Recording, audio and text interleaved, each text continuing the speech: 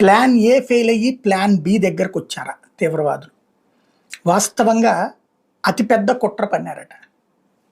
మొన్న నరేంద్ర మోడీ ఈ నెల 19వ తారీఖున, అంటే కాశ్మీర్ అభివృద్ధిలో అత్యంత కీలకమైనటువంటి మౌలిక వస్తువులు. నరేంద్ర మోడీ వచ్చాక ఇవి విపరీతంగా మౌలిక వస్తువులు కల్పించడం, అందుకే టూరిజం బాగా డెవలప్ అవుతుంది. రెండవది అక్కడ మరొక కీలకమైనటువంటి అంశం ఏంటంటే రైల్వే లింకేజ్ అన్నట్టు. అది కూడా వందే భారత్ రైళ్లు లాంటివి అక్కడి నుంచి అక్కడికి నడిపేటటువంటి. ఈ వందే భారత్ రైలు ఇప్పుడు కాశ్మీర్ రావడం అంటే అక్కడ ఇక డెవలప్మెంటల్ ఆస్పెక్ట్లో పీక్ స్టేజ్ అనమాట. 19వ తారీఖున దానికి నరేంద్ర మోడీ ఇనాగ్రేషన్కి వెళ్ళాలి. ఆ రోజునే ఏదో పెద్ద ఇన్సిడెంట్ జరిగి నరేంద్ర మోడీ దాన్ని క్యాన్సిల్ చేసుకున్నటువంటి పరిస్థితి, ఆ టూర్ క్యాన్సిల్ చేసుకున్నారు.